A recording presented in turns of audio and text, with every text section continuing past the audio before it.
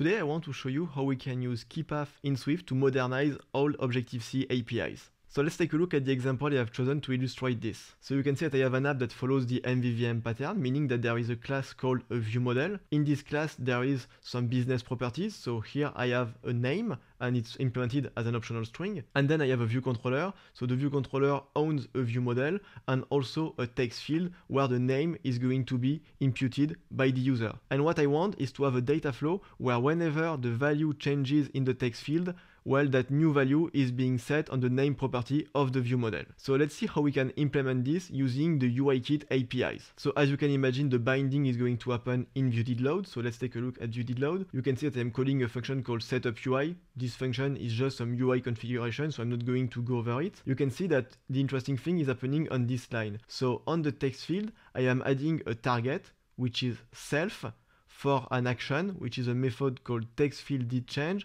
for an event, which is editingChange. So this is how you do the binding using the API exposed by UIKit. And even though it works, we can see that it relies on old pattern, namely the action target pattern from Objective-C. And this way of working is not very Swifty because we see that we need to implement a new method for every binding. We need to mark the method with @Objective-C. We need to use this hashtag selector construct, which is not the swiftiest way of writing code.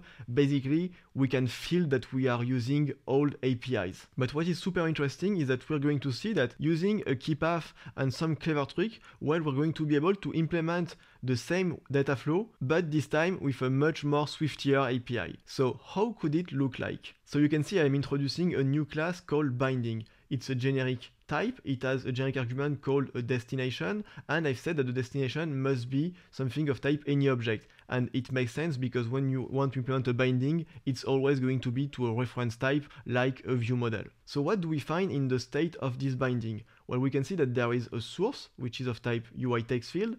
There is a destination, which uses our generic argument destination. And finally, there is a property, which is a writable KeyPath on the destination. And to keep things simple, you can see that I have hard-coded the type of the value being written to be of type optional string. Then we have an init for the binding class. So the init is actually pretty straightforward because at the beginning it's just a member-wise initializer. But then we can see that there is something interesting happening in the end. Is that the code that calls the addTarget API is now in the init. And we can see that on this line, so on the source, so the UI text field, we call addTarget. We put the binding as the target. For the selector, we have a method textFieldDidChange, and in this method, what we are doing is that we are taking the destination, and on the destination, we are writing the current content of the text field on the property represented by the KeyPath. So it might seem still a little bit obscure, but it's going to be much more clear when we use it. So you can see just below that I have made a little convenience method in order to easily create a binding for a UI text field. So you can see I have an extension on UI text field. I have created a method called bind text to a destination on a property, and what's happening inside is that we are basically creating a binding, and just for the source we are using self as the argument.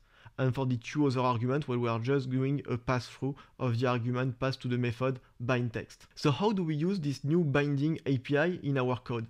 Well, let's take a look at our previous code, how it has evolved. You can see that the viewController still has a viewModel, still has a text field, but now we have a new variable which is an array of bindings, and we're going to see why. But first, let's take a look at what's happening in viewDidLoad. You can see now that in viewDidLoad, and actually in the type itself, there are no longer any trace left of the old Objective-C API, so of the old target action pattern, meaning that there are no longer the need to implement an @Objective-C method, to use an hashtag selector, anything like this. What we are doing in viewDidLoad now is that we take the text field and we say we want to bind its text to the viewModel on the property name.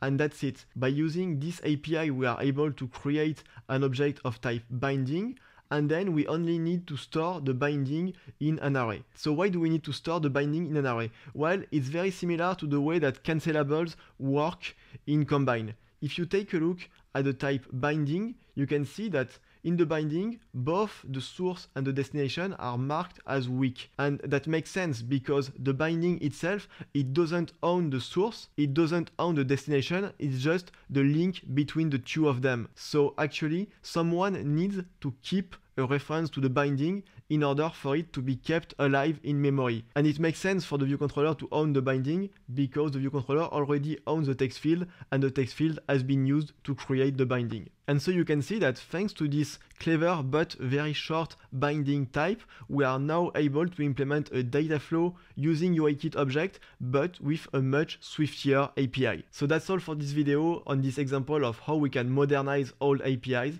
I hope I've given you some ideas maybe on how to modernize things in your code base. Anyway, if you have some examples of ways that we can modernize old APIs, please let me know in the comment. I would be super interested to learn about them. Thank you for watching the video and see you next time.